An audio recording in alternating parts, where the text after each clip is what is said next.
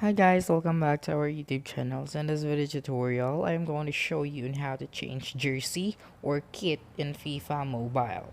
So the first thing that you can do is to tap on the live events.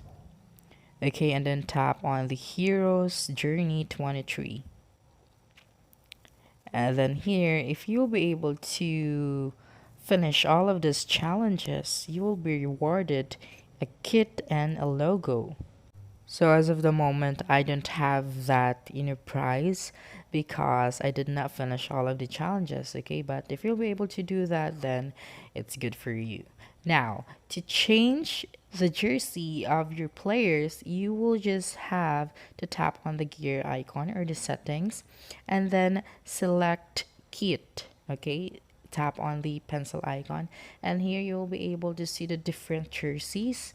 So just choose the jersey that you want to use. For example, this one, I want this, okay? And then just tap on confirm, and then when you play the game, you will be able to see your players wearing this jersey, okay? And that's it. Don't forget to subscribe to our YouTube channel for more video tutorials in the future. Bye bye.